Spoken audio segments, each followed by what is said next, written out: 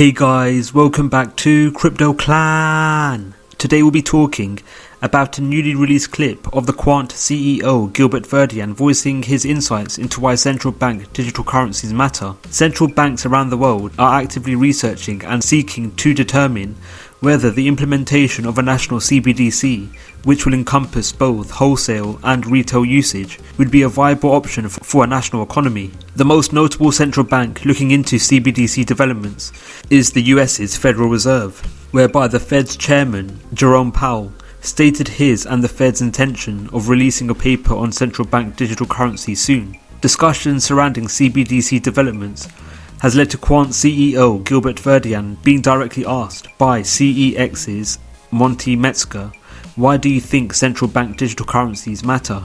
Why do you think central bank digital currencies matter? Why are they important? It's a very, very timely question. I mean, we started looking at CBDCs probably around 2017, 2016, before everyone knew about them. We've been working on it in the background, especially with the work around ISO. So coming from the regulator and policy setters working, within the Treasury in the UK and within the Bank of England and running the national infrastructure, we know what it takes to run payments and what that means for citizens, consumers, businesses, wholesale, banks, etc. Why it's important is, we have an opportunity, and it's the time is now where CBDCs are an evolution of the existing money that we use, and the evolution allows us to program money in a new way. And if you look at the BIS paper on how CBDCs fit into the financial system, that the famous flower picture that they have, it shows that there is room within the financial system for wholesale and retail CBDCs, and it's a way to complement cash. The mentioned paper released by the Bank of International Settlements detailing central bank digital currencies outlined a number of aspects surrounding CBDCs. Most notably, the paper stated that a central bank issuing a non-anonymous CBDC, allowing for digital records and traces, could improve addressing anti-money laundering and combating the financing of terrorism requirements. But then, such a traceable CBDC would not necessarily be the main conduit for illicit transactions and informal economic activities. The paper also discussed how a CBDC could incorporate Know Your Customer or KYC functionalities into their frameworks. CBDC wallets will be innately linked to an individual's identity. Thus, when payment methods are carried out, most notably cross-border payments, there will be no need to provide details for a payee. This factor will aid in the ability to carry out cross-border payments in a rapid and efficient manner. Further to these documented use cases surrounding CBDCs, with current instabilities and uncertainties surrounding the pandemic and the risk of further lockdowns, government bodies will be able to direct furlough payments or UBI payments to individuals directly to an individual's personal CBDC wallet. This factor will remove the middleman in private banks. As a result, payments individuals receive will be more rapid and less transaction costs will be incurred.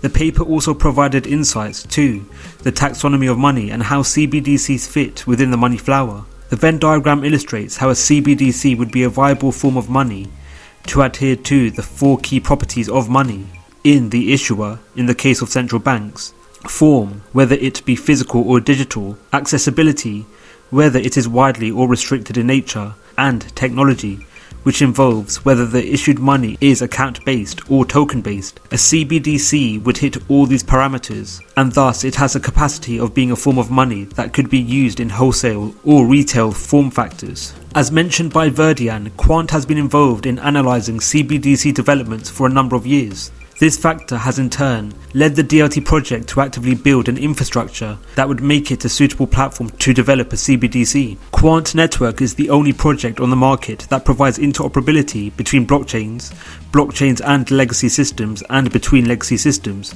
Quant's unique capability of providing interoperability in this instance is further supported by its technology being closed source, whereby a license is required to use Quant's technology, namely overledger, and Quant is further protected by 4 different patents. Quant's revolutionary technology, coupled with a multitude of protective measures in place to prevent rival DLT projects using Quant's technological concepts. DLT projects will need to follow different parameters to achieve the same degree of interoperability provided by Quant.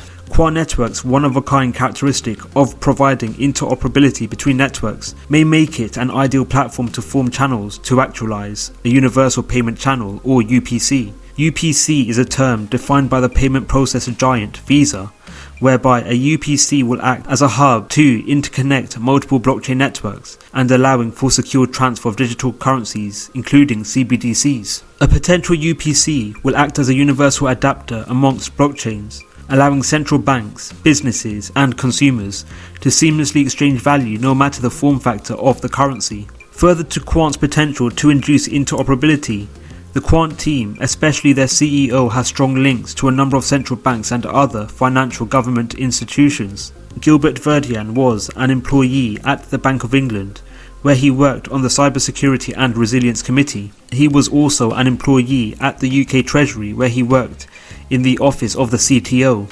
Verdian's links to central banks is further expanded, whereby the Quant CEO worked at the Federal Reserve's Fed Payments Improvement Community and Secure Payments Task Force departments. Verdian's multi-year experience in working with central banks has provided the Quant CEO an ample degree of insights in regards to what a central bank and overall nation desires in terms of a modern payment infrastructure. Furthermore, potential links the Quant CEO developed whilst working at these institutions may put Quant ahead over the likes of other DLT projects in terms of being implemented into CBDC infrastructure, which will invariably arise over the current decade. Coupled with Quant's revolutionary technology and the project's strong links to a number of global institutions, Quant Network is deeply rooted in complying and abiding to regulation. Quant Network has collaborated with a number of organizations including MIT and Intel to comply with the Open Digital Asset Protocols, which will aid in enabling interoperability and sending messages across differing DLT platforms. These collaborations have worked to ensure Quant Network is able to provide interoperability in a scalable, secure and compliant manner to adhere to regulatory requirements for financial institutions, including Know Your Customer and FATF travel rule requirements. Quant Network's compliance with regulatory frameworks will enable central banks and governments to adhere to security and legal requirements needed for CBDC developments. Through Quant's team working cautiously and stringently to ensure it complies with existing regulation, Quant may be in a good position, especially with the almost certain industry-wide crypto crackdown looming. Quant's adherence to regulation may mean that Quant is one of a few crypto projects which are not heavily regulated by the SEC. This factor may lead to increases in the FOMOing into the project, which in turn could stimulate significant increases in the price of QNT tokens. What are your thoughts on Quant? Do you think Quant will be involved in CBDC developments? Let us know your views in the comments below. Thank you for watching the video, we hope you enjoyed it. Don't forget to like, subscribe and click on the notification bell. Let us know your views in the comments below. Thank you for watching and we'll see you in the next video.